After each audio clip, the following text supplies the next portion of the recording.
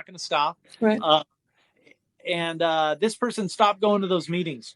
And then they had their first sip of alcohol, and it was like, it wasn't like the alcohol. It was the doing it sneakily and then holding on to that sneaky, because the honesty is gone then.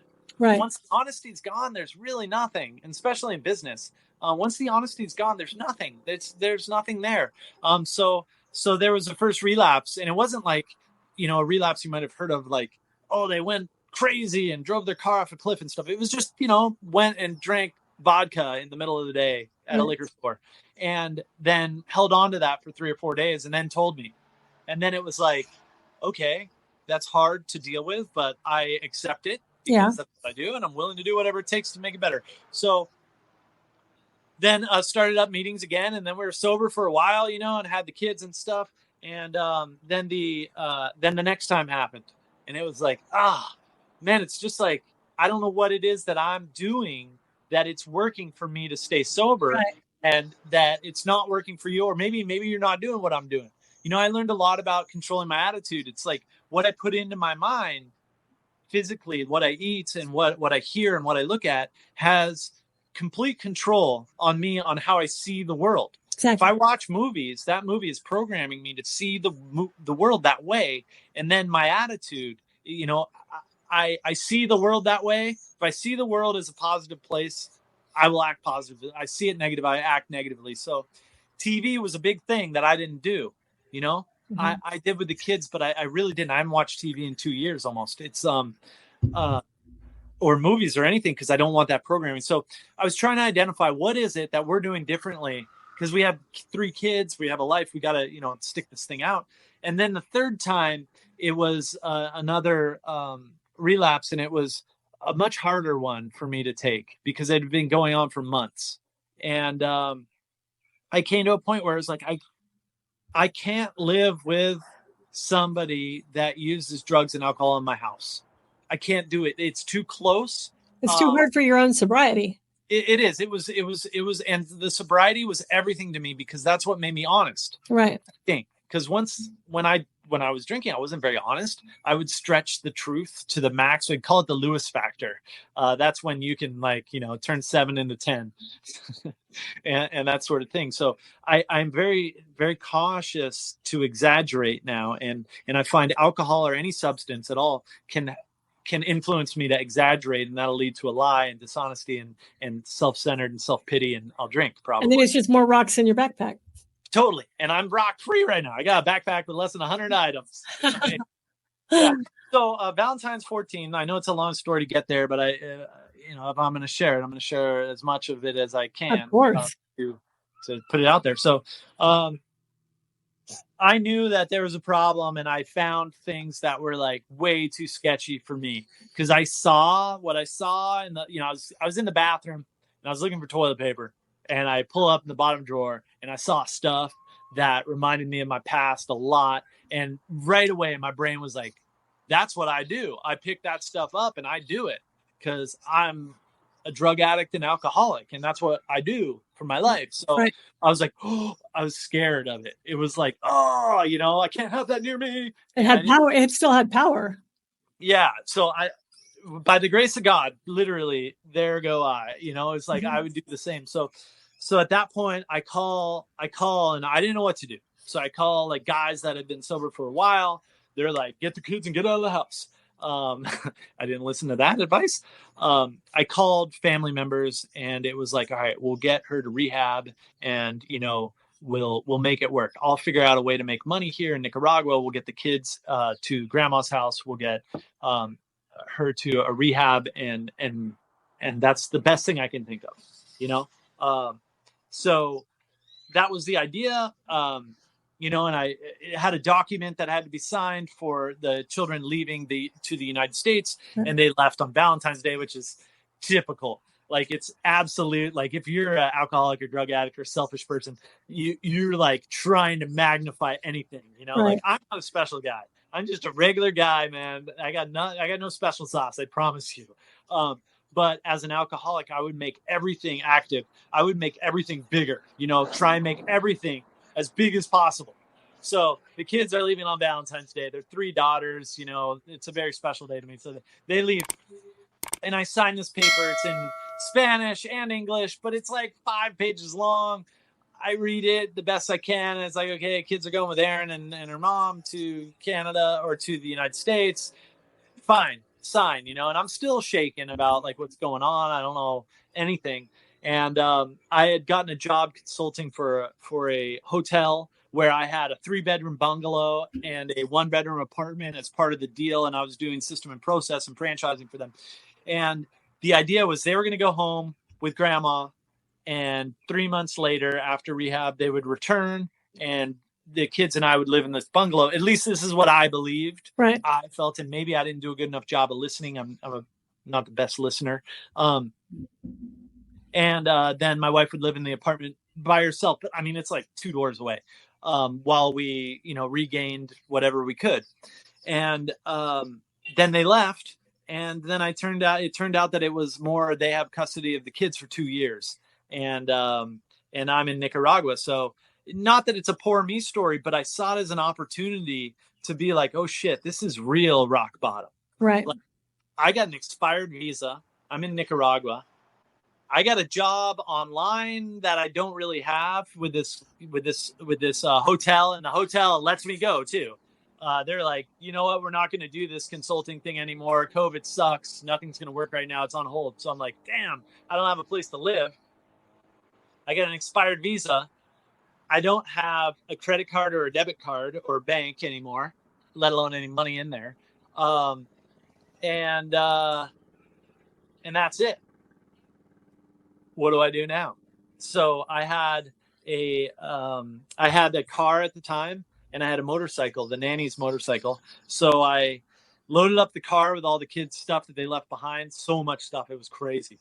Just beds and everything. So I gave it all to the nannies. I gave away all the stuff. And then I sold the car and the motorbike. And then I was faced with, how do I get enough money to get back to Canada without asking somebody for money? Because the problem that had led to where I was money.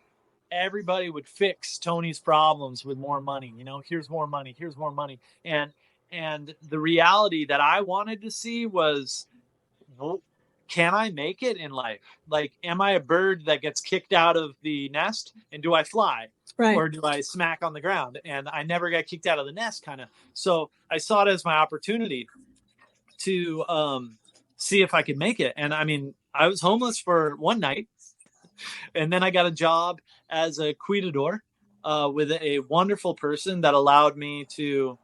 She had a house, and she had it was an apartment, like a house standalone apartment, and she had some Canadian builders that were fixing her house, and it went way over budget, and she had to let them go, and they didn't have doors on the house or anything, so she needed a cuidador, somebody to sleep in there with a baseball bat and make sure nobody walked in her house.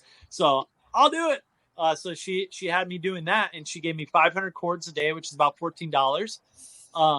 So I had a buddy with me, and I had this program called Everything Nicaragua going, and it was a podcast, or I don't know what to call it. It was a YouTube show where I just did infomercials on things in Nicaragua, anything. It was me talking in a blue screen. I do it here in Costa Rica now for Everything Costa Rica.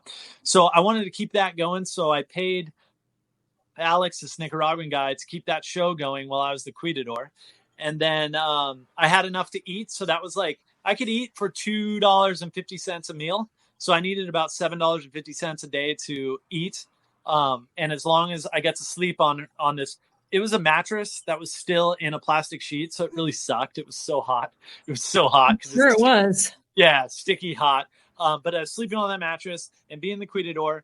And then she, I had so much experience building. I was like, dude, I could help you finish your house. And I did a review for her and what I thought it would cost. And so then she was like, all right, yeah, start building. And I knew that I was humbled, man. I was like, I feel not like I'm worthless, but like I can't charge to do the work right now. Like I need, yes, the 500 cords a day, but like during the day, I'll work on your house with you. So I got people to build doors and, do the kitchen and the bathroom and the sinks and that sort of stuff. And then by doing that, another guy came by and was like, dude, will you come check out my house? My contractor said it would be 60 grand and now he spent 80 and he thinks it's going to be another 40. And I was like, yeah, I'll come check it out. So I drove up, I had a motorbike and I drove the motorbike up to his place and I walked around and it was like, I was practicing my program. I was just trying to be honest and transparent and with empathy, you know, like I'm not here to say these contractors are ripping you off. I'm here to just say what it is. So I walk around his house and there's like a pile of bricks and like some brick tools and some measuring tapes. I'm like, huh, this is weird. Like when I build something, usually at the end of the day, I stop an hour early and I clean everything up and I vacuum and I make it nice for the next day. So It's weird that there's a pile of bricks and that stuff. And he's like, yeah, it is weird. I'm like, yeah. And then we keep walking and then there's like a pile of drywall and like the tools for that outside. And I was like, it's kind of weird again. And he's like, yeah, it's weird. And then we kept going around. We found like 10 or 12 piles of toys, like toys. It was like kids going around building. And it was like, how come this part of the house isn't finished? It looks like it's almost done. And they're like, well, they ran out of supplies. So they started something else. And by the end of the walk, it was like an hour or 2 hours. We walked around his house. He's like, I'm firing everybody. I was like, oh, I don't know. He's like, you can do it. And I was like, dude, I can't do it. I'm like one guy. I don't got any tools or nothing. I don't even know how to. No, I can't. I did that building in the wine bar, but this is a new town. I don't know nothing. So he's like, I'll hire you to hire people to build it. And your job is to sit here and watch them do it. I was like, fantastic, bro. Yes, I'll do it. So he gave me $40 a day. And that was like, wow, major, man. To go from $15 a day to $40 a day. It's like I hired another person to do the videos so we could pump out twice as many videos. I was paying them $20, the two of them. And I had $20. I had enough for gas. I had enough for food. I had enough I could move into a hostel, you know. It was like everything's working out. I'm $40 a day. And in Canada, you know, I was working on the beach and I was making six figures. So it was very different. But it was an amazing experience. And then by doing that work, another dude was watching the videos. You know, I did videos of me doing that work. And another dude was like, Tony, man, we should do a restaurant. And I was like, dude, I don't want to run a restaurant. I don't want to do it, but I'll work with you on it. And he's like, totally. What'll make it? He's like, I was like, dude, if I could make somewhere between $50 and $100 a day, my life would be changed. You know, I really thought I was getting my kids back. $100 a day, I can do it.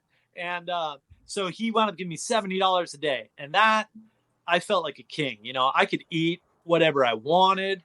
I didn't have to eat. I ate a whole jar of peanut butter over like 4 days because it was like the most protein. My business partner taught me that. He was like, when I did my startup, dude, we bought by calories. What was the most calories for the coins? Right. So I had my peanut butter story and it's real. And I've experienced eating peanut butter. And you think if you haven't had a peanut butter experience, you'd think it sucks. But it's like that peanut butter jar, I still have it in my 100 items. And it's my gratitude jar, as cheesy as that sounds. I write down people's names and I just put it in there. I haven't done it for a while, but like every bite tastes so good and it gets stuck to your mouth and stuff. And it's just like, it's probably the best food I've ever had. And I've eaten some fancy ass wine cuisines. Let me tell you. You've eaten some bougie shit. Yeah. Like, what do they call that? Foodie stuff. Yeah. So yeah, I had, moved on from the peanut butter moments and now I'm making $70 and I'm doing this restaurant and it's like, I got building a team, because I got the guy from the wine bar I built and I got the guy from the house that I remodeled and I got the house from that. And I got a team of like solid Nicaraguans that are like, I worked with them, I swung machete, I dug trenches and I earned the respect of those dudes. Absolutely. So, there's not too many gringos that swing a machete like I was swinging with those dudes in the day. So they were like ride or die with me. And we were building and it was going great. And then the idea for RadPad came up. Okay, so let's talk about like you transition from that to this great project that you have going on right now. How do we get there? Yeah, so a napkin. Drew it on a napkin, showed it to this dude. He's still a number one fan, dude. He still watches all the videos. So supportive.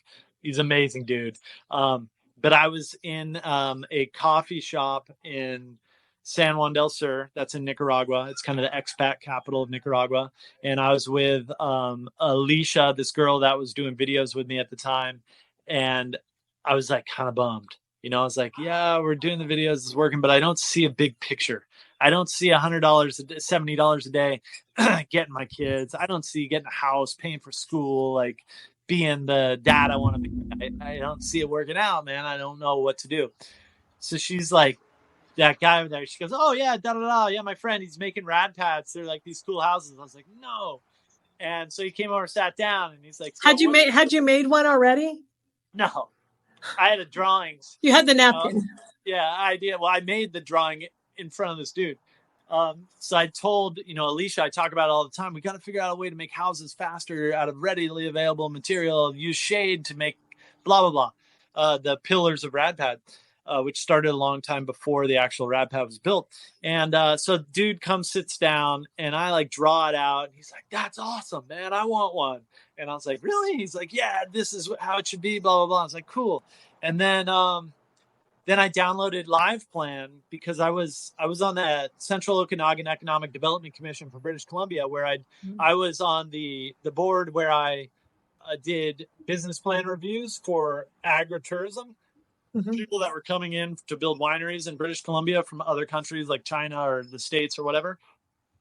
I'd review their plans and I'd poke holes in them and find what I could. So I'd become pretty business plan savvy. So I used this program called LivePlan, and I got it on my phone. And I started writing the business plan for it. And now I get to use AI to write business plans. It's so much better. Isn't it lovely? Yeah. I was on my phone typing at night with my thumbs, and it's 60-something page business plan. So I write this plan, and then I share it with George, the guy that I helped finish his house where he was in that trouble, and I hired the guys and helped fix it. And he's like, I love it, man. I would have done that RadPad over this $140,000 monstrosity. He's like, all I wanted was a place for my mother-in-law to sleep. That's all I wanted. And I wound up spending all this money and this experience he had. So he's like, a RadPad would be perfect. I was like, great. So if I start a company, you'd invest and help me get started. He's like, yeah. And then I meet another guy. I start doing a party at night called, the guy who owned the restaurant started doing a party called The Garden. And it was a place where entrepreneurs could go in San Juan and kind of talk about their businesses. So as you can tell, I'm a talker. So I would go and I'd talk about RadPad, and we'd listen, we'd make free smoothies for people, and they'd come into our apartment in downtown San Juan. And it eventually got packed full of entrepreneurs. And I would pitch and I'd talk about what I was doing and this idea. And another guy was like, yeah, dude, I'll invest. And originally I was doing the old way, which was I need $100,000 and I'll give you 50% of the company, right? You be the money, I'll be the brains, and we'll make it happen. But I tried that and it didn't work. Nobody was willing to give me $50,000, Tony. So, and for good reason too, because usually when I start a business, I get the money, I spend the money, and I learned what I did wrong, Yeah. So this time I was like, what I need is $5,000 to be able to get the renders done and this part of the business. And I don't know what I'm going to do next, but that'll get me to that part. Can I sell you 5% of the business for $15,000? He's like, sure. I was like, fantastic. But I don't have a bank account or a business license or a matricula or residency or even a passport. So I can't take your money right now. And I don't have a bank account in Canada either. I work in Johnny Cash. So he's not going to give me $15,000 cash. Right. So what I said was, hold on, let me find another guy. And I found another guy and I was like, will you do the same thing? And they were like, yes, bro, I believe you'll do it because you're crazy. I was like, you're right about crazy. And I don't think I'll quit this time. So they were willing to give me $30,000 for, they were going to give me $15,000 each for 5% each of the company. And I'd still own 90% because I knew I'd have to sell more to keep going because I'd blow the $15,000, learn what I learned, and I need 15 more to learn more. So I wrote them LOIs on a text, on a WhatsApp group message to each one of them. And it was like, you're going to buy 5% of RadPad Co. SA for $15,000. you're going to give me a $1,000 non-refundable deposit because I don't know that I'll be able to refund it. And then when the business is legit and the license and everything is there, you'll deposit the other 14,000 and you'll receive your 5% shares. And they were like, sure. I was like, wow, that was freaking rad. So now I got $2,000 in my pocket. Let me tell you, I wanted to spend that on food.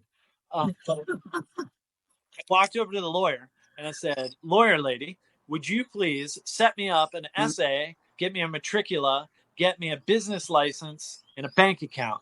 And she's like, sure, it'll be $2,000. I was like, I got $2,000. I think she said whatever number I had. Right, for sure. Yeah, totally kidding. But I gave her the $2,000. She set up the business. By the time those dudes put in their money, another two guys from doing these stories, because I just tell the story. Yeah. Total honesty, man. The opposite of what I did to get a bank loan. Okay, the sheer on opposite. I'm not writing down my couch as an asset. I'm saying I got nothing, guys, but this is what I want to do. So then I got 4 partners in, and they all bought 5%. So now I got like $60K worth of money to spend, and it's like, what do I spend it on? I don't really have a plan. I have a business plan on how many I'm going to build, how many I'm going to sell, blah blah blah, but I don't really have a plan on what I'm going to do today. So then it was like a drawing, so I got renders made of what I thought it should look like, and then we bought metal. And then Cinsa, they're the biggest hardware store in Nicaragua.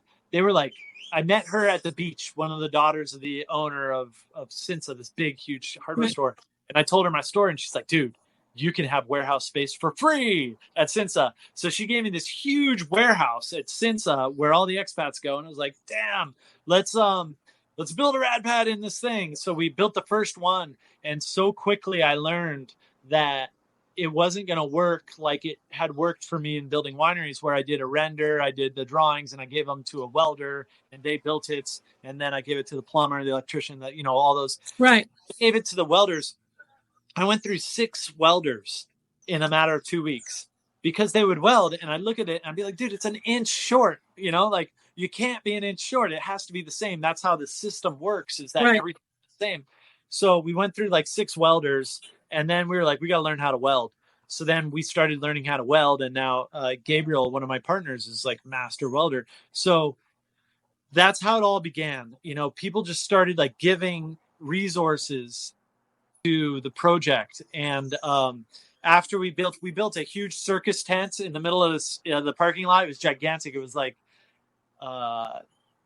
15 meters by 10 meters, the circus tents, and it was colored on the roof, and it looked like a circus. It said RadPad. It had 2 RadPads out front, 3 meter by 3 meter cubes. It had a walk up walkway that had panels that explained in English and Spanish the manufacturing thing, how it was made and everything. Self-guided tour, like full on. It had flat screen TVs, and like you walked up and you saw how RadPads were made and what we were doing. And we thought we were done. We were like, we did it. We made them. They're amazing. They're rad. Everybody's going to love them. Nobody bought any. It was like, wow, why is nobody buying any?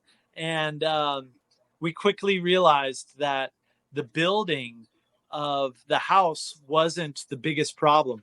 The problem was the income generating. So then we kind of switched our model into a building a asset that could be rented out. And once we switched it from a house, because we could build a house in a fraction of the time and a fraction of the price of a regular house. But what they wanted in their house was so custom that it couldn't be a RadPad. It had to be their pad. And if they wanted their pad, we had to build, we had a system for building these parts that clip together. And as soon as we wanted something different, it was a custom job, and it didn't make sense. Right. So one of the things that, so when I've looked at all of your stuff on online and on YouTube, the coolest thing to me about it is that it's so simplistic, right? And here's option A and option B. And option A can make you this much money per month, and option B can make you this much money per month. Which do you want? Pick whichever revenue stream that you want. And you're right, the marketing of it backwards, which is like not for your primary residence. And I know I told you that, we're buying property down in Golfito, and like, that's my first goal right there, is to get, 15 casitas or ranches, whatever they are, there, so that property can start generating income. Then we'll build our house. In the meantime, we could stay in two of the RadPads or two of the casitas, whatever it is, while we're building the other ones. But to have that quick, because everybody we're talking to, and I don't know if any of the rest of you are watching this, have talked to people in Costa Rica about building and the time frame, and Tico time is a real thing. Like, it's a real thing. Like, it's 100% a stomp on the brakes kind of environment that you move into whenever you come to Costa Rica. But if you're thinking about like, how do I start? Where do I start? I know that you talked about, like, right now when you move down to Costa Rica, like, you guys are starting on, you're working on Paradise Lodge right now in Uvita, right? That's right. And so that's for investors, right? That's not like for you own the property, right? No. So what is it? Yes, it's for investors. I don't own the property at all. Right. And so you were like, so now investors can come if they want to. Like, I saw the link on the website too about if you want to buy a RadPad for Airbnb at Paradise Lodge, right? Yes. Then they can, or they can long-term lease it. How does that work?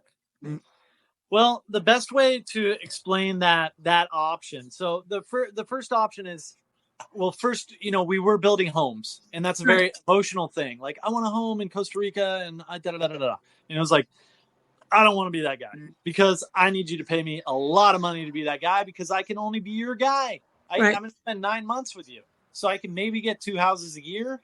Well, that's my whole year income, so you got to pay my income. So I don't like being that guy. I don't like having one customer or one boss. So then we switched and we said, I know what the number one thing is that can help you build a house in Costa Rica or Central America, anywhere. The number one thing is for you to be on site. That's the number one thing. And I haven't met a contractor, a constructor, a homeowner, anybody that disagrees. They go, that is it. That's the number one thing. If you can be on your site to answer the questions, and as things happen, make decisions to make the house your real dream, like, actually come true, is to be on site. It'll say, so we were like, RadPads, what we are is guest homes. We can build you a house, a 2-bedroom house, in 30 days, put it on your property, boom, and you're there watching your house get built. Right. Exactly. It's exactly what we're talking about. Yeah. You save money on rent. You're on site. You're getting your house done right. Then you move into your house. Now you've got an Airbnb unit that can make you money. That's our business model. That was it.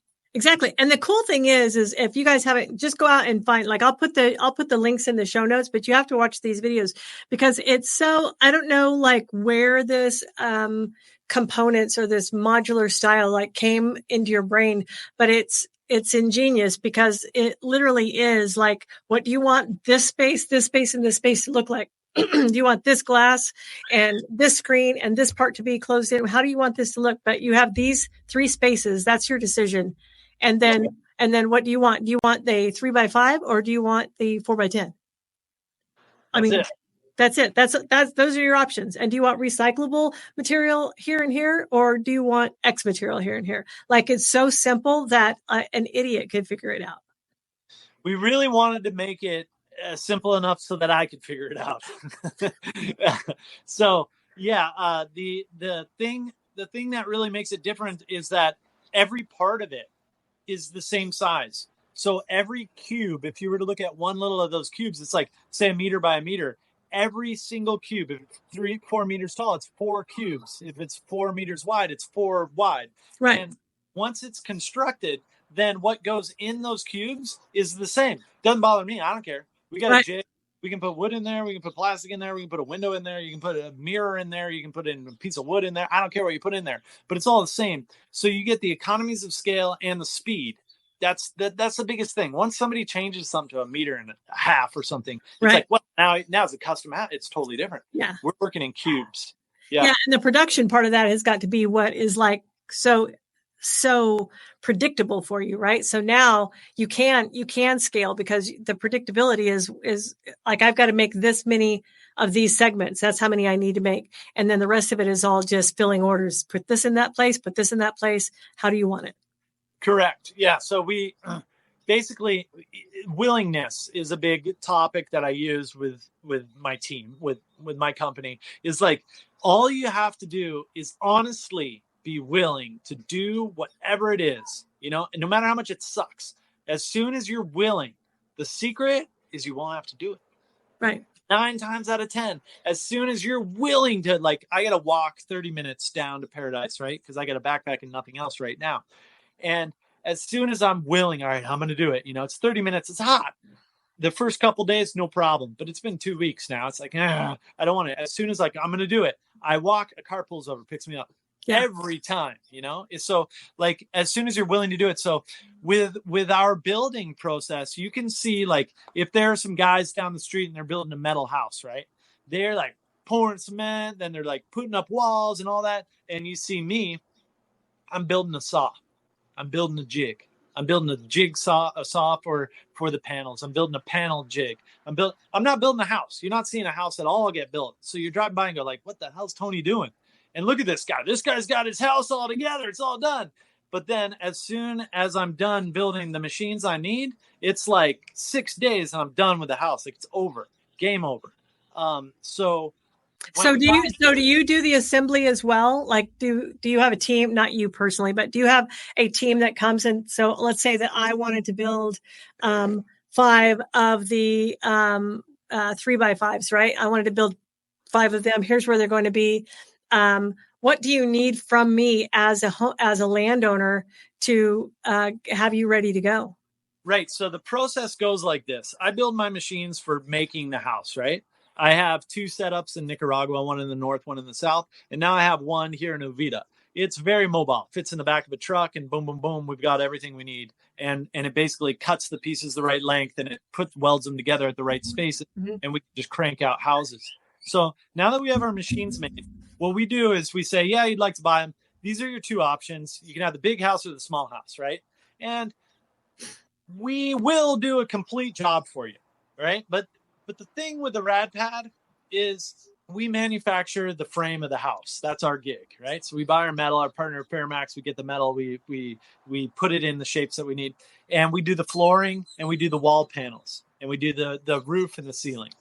We don't do the windows. We outsource them because it's so simple, and we have so many window people, and window people love us because I'm like, I'll take 178 windows of the exact same.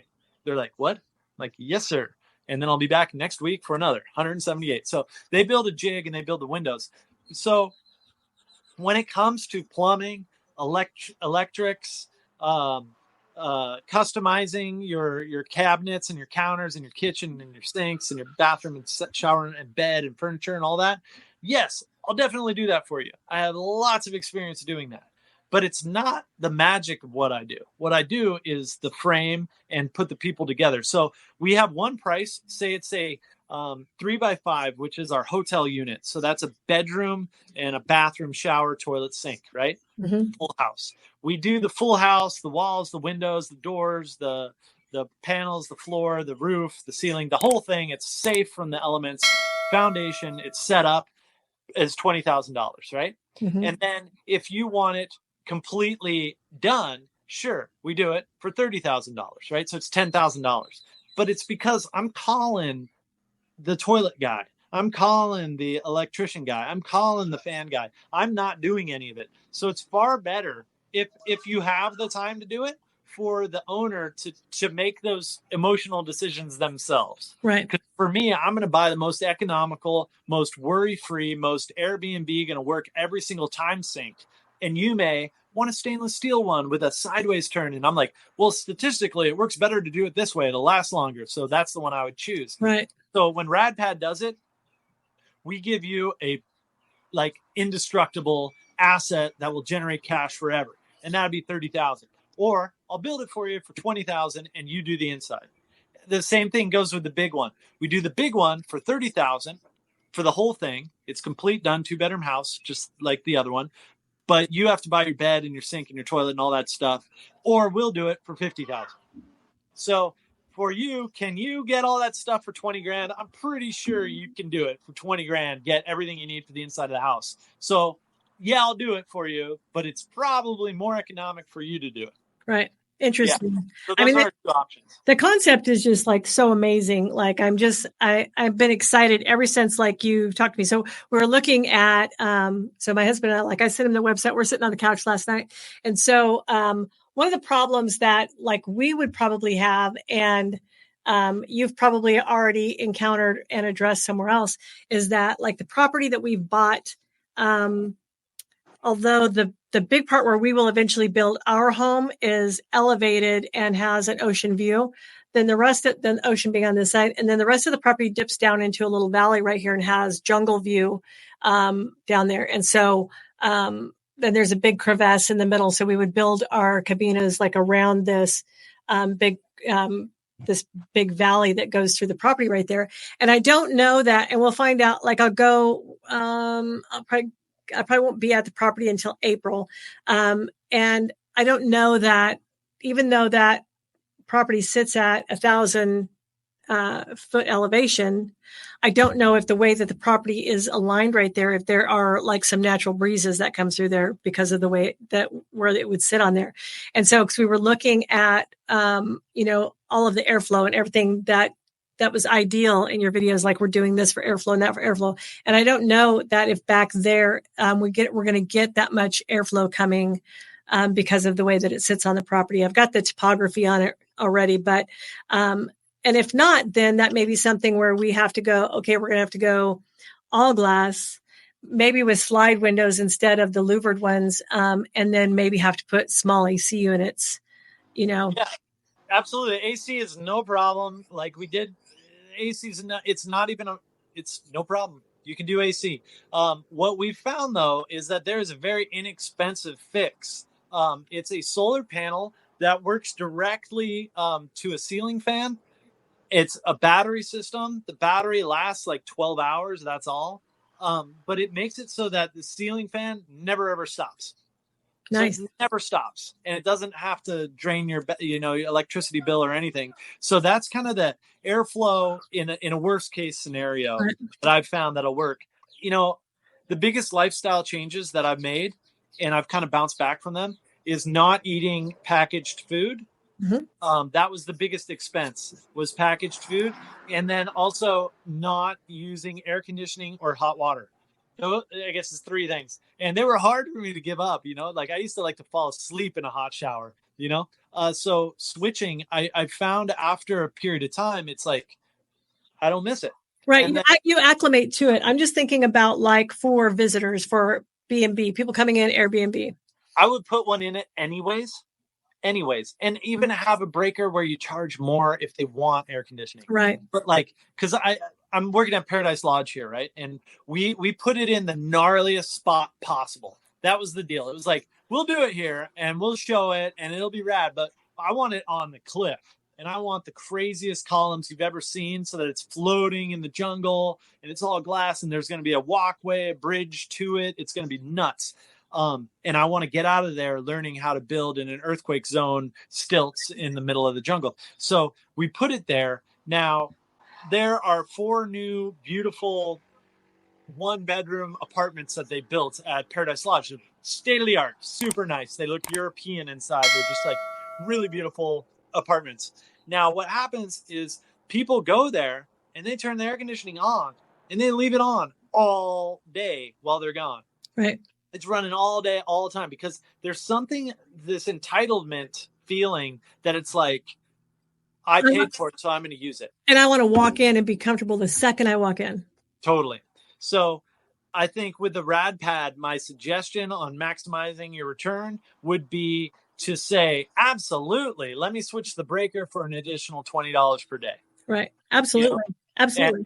And then maybe they'll go the first night and be like, wow, we didn't need air conditioning. And I feel better because air conditioning, don't Google how to clean air conditioners. Yeah, no, and most of the time, like I think that's one reason why I don't like to be like right on the beach. I really rather be in the elevation a little bit, just because like in the evening, like you go to bed and like you're literally looking for that cover to cover up with because the temperatures drop and that humid air and those fans are blowing on you and not the AC, but those fans are blowing on you and that air just cools down and it gets so comfortable to sleep just like that.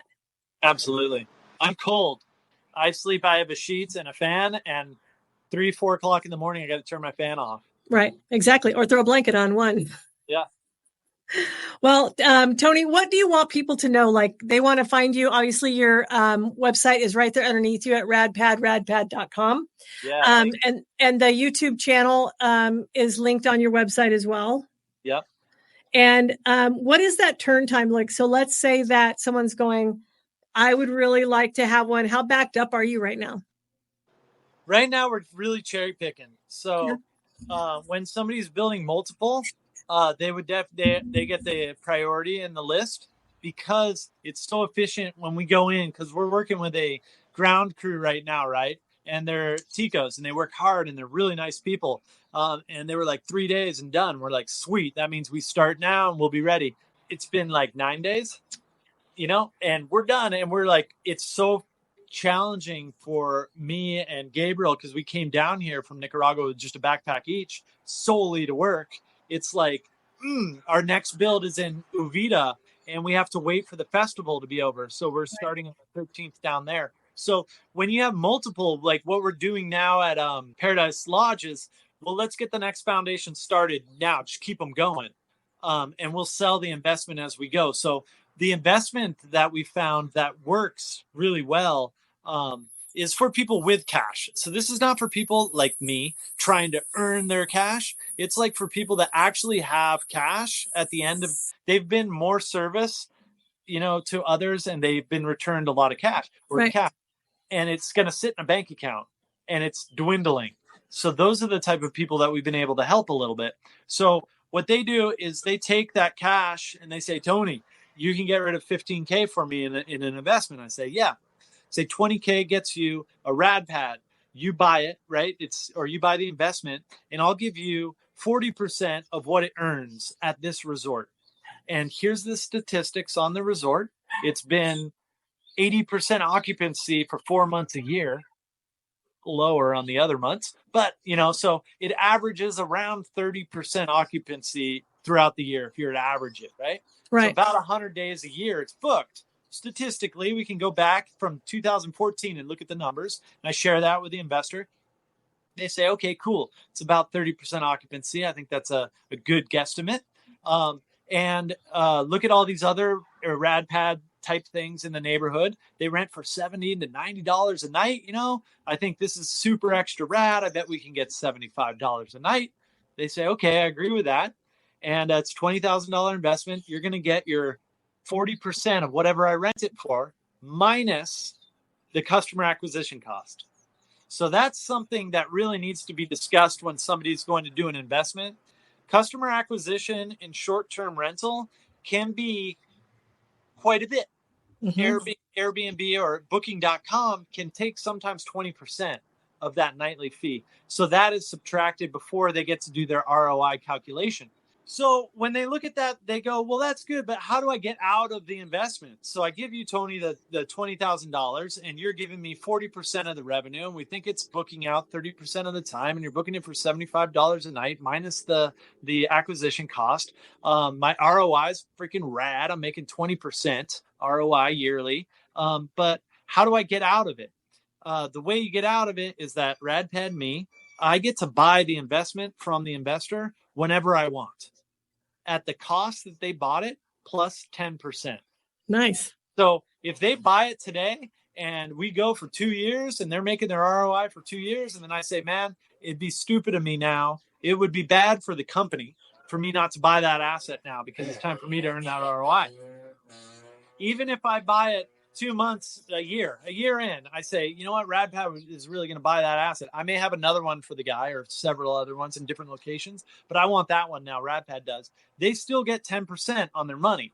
So it's like, it's really nice for the investor. It's really nice for RadPad, and it's really nice for the resort if they're successful, if they have good systems and process and numbers to back up their rentals. There's investment opportunities for people with the problem of money. So in the CAC, are you also counting in like the cost to flip that property back over for a rental again, like the cleaning costs and all of that is considered in the customer acquisition? No, that is on RadPad. So RadPad sits with 60% of the revenue, and with that 60%, I pay the resort that money. I pay the property management. I pay all the stuff. The unit is under warranty the entire time, so all of the assets are repaired. That's why I choose the faucet. I choose the toilet. I choose the bed. I know which ones last the longest. So yeah, your real cost, it's really $75 minus the acquisition cost, which is Airbnb or booking.com. If they book direct on the website, there isn't an acquisition cost. So that's why that number can fluctuate. Nice. That's amazing. I mean, I think about like we go back to, I was making $14 a day to watch this lady's property to, I've been, available and open to, creating something that is needed. And I'm just so excited by your business. I'm glad that you are in Costa Rica now.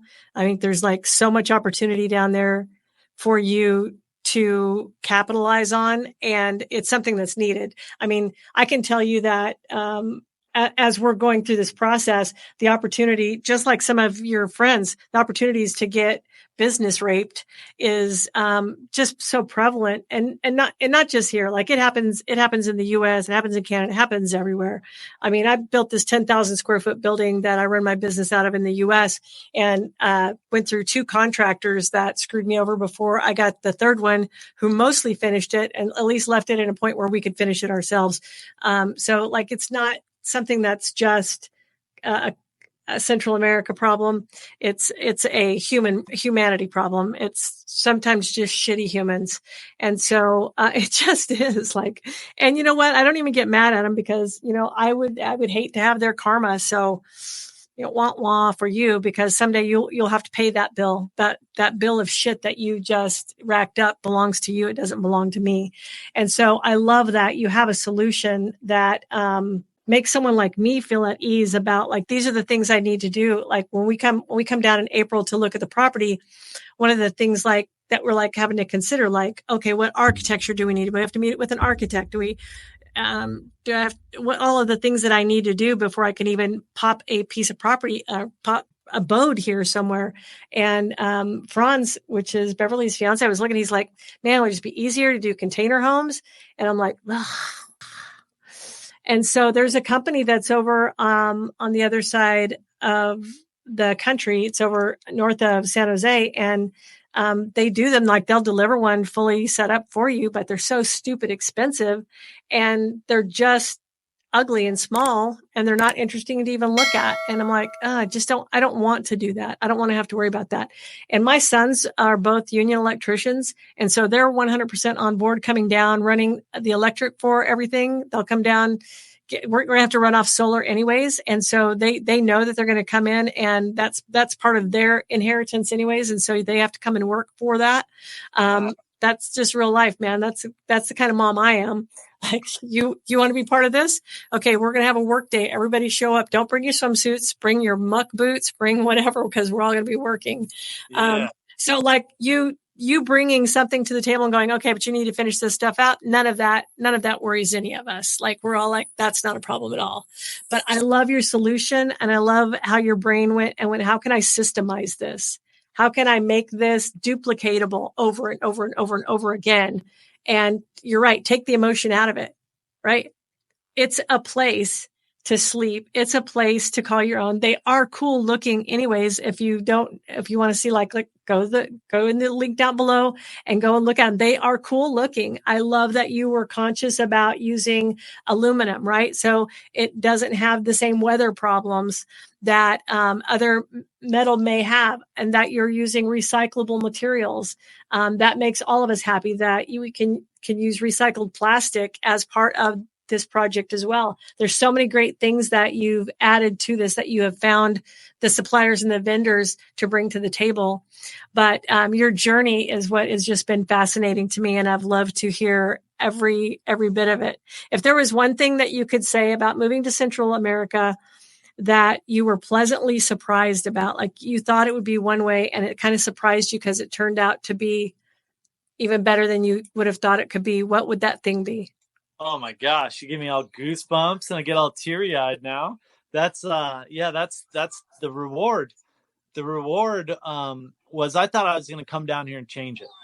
Like going to, Haiti, my wife's side of the family, we got to go over there, Port-au-Prince and Jacmel, and like go build this orphanage, and they built it and they're still building it. It's been like 10 or more years and millions of dollars, and they do fundraising and stuff. And it's like definitely trying to change Haiti, and maybe Haiti needs to be changed. I don't know.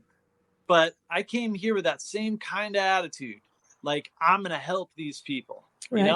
And then once I got my ass handed to me, and I was like, no more fancy surfboard shorts for Tony. I'm shopping at the used store, like I refuse to buy fancy clothes right now. I all right. So what I'd say the number one thing of my experience in Nicaragua and the same here in Costa Rica, Central America, is I saw what they had and I realized that I wanted it. And that was humility, patience, tolerance, and forgiveness. The amount of times that I have stepped on people's toes in this country and they've forgiven me so quickly when I say, I messed up and I'm sorry, it's just like, boom, all better. So I wanted to learn how to forgive like they do. The tolerance, like when a big truck drives by and we're talking, they just stop talking. And then they start again. And it's just like, how did you not get mad at that truck? And it's like, why? Yeah. That's weird. Why would you get mad at the truck? And it was like, okay, so tolerance and patience, like I didn't know the patience until I couldn't pay rent at the office one month. And it was like, it was borderline dishonesty. I was almost coming in the back door, like I'm going to get it. And they didn't even fret. They were just like, that's okay. We understand. And it was like, wow, it's so different than what it would have been like if I was the landlord and you didn't pay me on my month, or when the bus isn't on time. It's like, absolutely, it's el tiempo de Dios es perfecto. That's what they taught me. And the patience and the tolerance, it's just unbelievable. I hope that I gain more and more. And that's what I want to take from, if I take something from these people, that's what I'm taking. I think for me, so I know we haven't talked about this, but I was born and raised in California as well, and in Bakersfield. So and I'm a boomer, so like I grew up in the early 70s in Bakersfield, and so the first time that I came to the Southern Zone, it's what it felt like to me. So it felt like middle California, 1972, just the simplicity of everything. Like everything was just simple. There was nothing that was complicated. There was no hustle, bustle, hectic, just seriously chill and lay back. And they will teach you how to relax. If you can't figure it out, like you will figure it out, because you're not going to be given any other choice than to just relax and be somebody else. Don't bring the United States, don't bring Canada down here and think like, now we're going to create this down here. Just come down here and be part of this. Absolutely. This is amazing. This is a breath of fresh air. This is what will save your life of not having to die of a heart attack because, somebody was late, you were late, nothing happened like it was supposed to. Down here, nobody cares. Like, there's one thing I just share with you. It's funny. I was asking a friend of mine, total Nicaraguan, like Revensi. So she's born in Rivas, and that's her whole life. All she knows is Rivas, and like growing up there at Mercado, just totally different life than I'm used to. And I was asking, I was like, does anybody like take anti-anxiety medicine. She's like, huh? I'm like, for like anxiety and stuff. She's like, I don't know what you mean. And I was like depression. She's like, oh, like when your mom dies. And I was like, yeah, I guess when your mom dies. She's like, no, when your mom dies, you're allowed to cry. You can cry for like a week. It's fine. And I'm like, no, like people just like wake up and they're like sad. And she's like, no, what are you talking about? And I was like, well, like, do you just cry? No, you get the chinella. Like, what are you talking about? Mom smacks you with the chinella if you start crying. Is your mom dead? No. And it was just so interesting that I don't know anybody at all in Nicaragua that is on antidepressants, anti-anxiety medicine, or sleeping pills. I don't know one person that's from Nicaragua that is on any of those. Not one freaking person. Yeah. I know everybody I know in Canada, everybody I know is on one of those three or all of those three. Right. It's funny because we laugh about it when we go down there, but like, I mean, it's a struggle to stay awake past 8:30 p.m. Like we'll literally be so tired. We're like, oh my God, is it 8:30 yet? Can we go to bed? Like, it's like the sleep of the dead. And I don't even know why it is. Like I think it's just because it gets dark so early. And then you're just like, okay, it's got to be like my clock is set to this many hours after the sun goes down. I need to go to sleep. I mean, literally fighting to just stay awake till 8:30 is always our goal. Yeah. I call it 9 o'clock is Nicaragua midnight. It's over, man. Nothing good is going to happen after midnight, man. Like just go to bed. It'll be fine. Exactly. And nothing's open anyway. So you might as well go to bed. Well, this has been an amazing experience chatting with you. I really it has been a total pleasure. I'm like so excited. And like I said, I'll drop all of the links down below to any way that you can get a hold of Tony and find him. And I believe we'll be doing business together, sir. I'm really, really optimistic about that. I can't wait for you to come. I can't wait for you to come and see my property. Yeah, it sounds amazing. I can't wait to just learn more about this country because I've been here 2 weeks. Well, if you're down there in April, like I'll come up and pick you up and bring you down and I'll bring you back. Wow. All right. That sounds amazing. All right. Everybody, look forward to everything. If you love what you see here, hit the subscribe button, download, do all of the things, give us a review. We don't take sponsors on here right now yet. We will probably someday, but right now this show is free and your price to be entertained by all this is really just, give us a like, give us a thumbs up, all of the things that you can do it for us. All right, guys, we will check you out later. Have a great life. And as they always say in Costa Rica, pura vida.